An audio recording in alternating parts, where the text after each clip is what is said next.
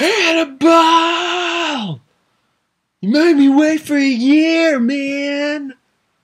Okay, well, now that I got that out of the way, so convincing of my anger, I'm actually really glad to have Hannibal back. Okay, so, um, hey guys, sorry for a very long wait for another vid from me. Another raw one at that, so lesser cuts and jumps to points and topics, just me genuinely talking to you. Um, Hannibal has had a lot happen to him in his last season finale, which I did a reaction video to, and that's actually kind of what brought me back to wanting to do raw reactions in the first place. So to those of you who were very kind enough to continue to share that and watch that, thank you very much. But here we're back at season 3, so since then everything kind of just has kind of, in season 2 it all built up and now it's kind of diffused. But that's not a bad thing. Where we're at right now is where, Hannibal is under a fake alias, obviously, and he's in France. And he has Dr. Marara with him. And to be clear here, this episode is just about them. Will Graham's not in it. No, nobody except for these two and how they're pretty much settling in here in France.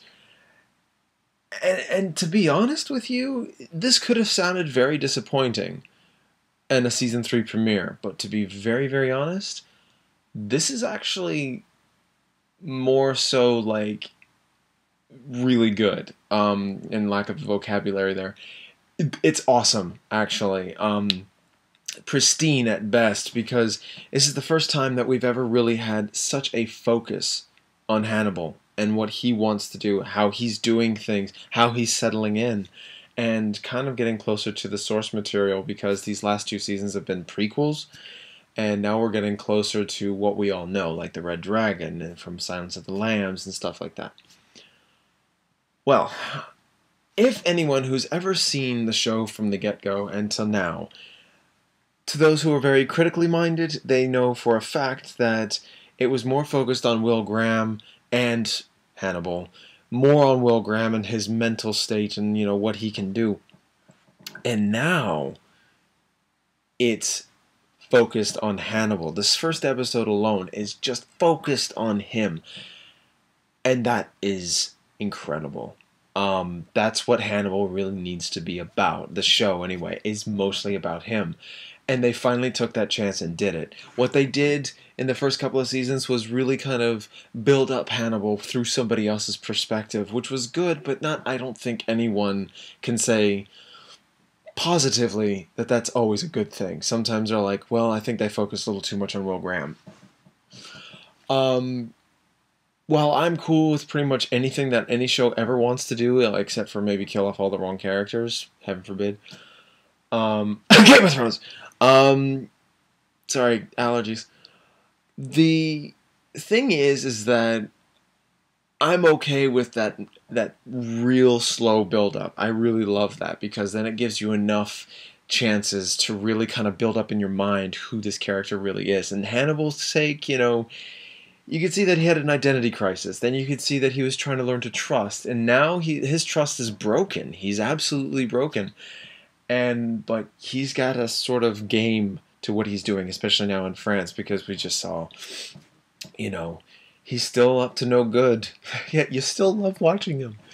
Anyway, my thoughts go primarily on how pristine and wonderfully artsy this episode is. I mean, it can be some disappointment derived by you didn't see Will Graham, you didn't see Crawford, or anybody else for that matter. So it's like, well, why did they primarily focus on Hannibal? Because they need to.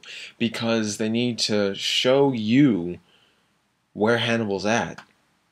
And you couldn't do that by being distracted by everybody else. You needed his focus. And that's what I'm going to say. Great episode. Really, still, like I said, like artsy. Very artsy. And it does its job well in going back and forth and what happened in between the lines. Like, especially with the copycat. You know, you see Eddie Izzard. um, he's kind of alive at this moment in these flashbacks, which are told in black and white, and showing a conversation between them. So this is probably in between the times where he made him eat his own leg to the time that he died. And then you also see Dr. Moraur's perspective and why she even went with Hannibal in the first place at the end of the events of the finale of season 2. So, crazy stuff. Sorry for my less than enthusiastic, and my last one was very emotional because, you know, the Flash really triggered those emotions, but, you know, this is me being as objective as I can be.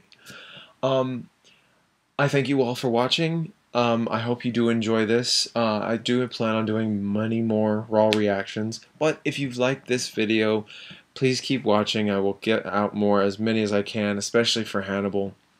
But don't expect too many reaction vids from this show so much as because if only something shocking happens or something really important happens. From there on, though, I will just kind of leave it alone until the finale. So, anyway, once again, thank you guys so much for watching, and I will see you guys next time.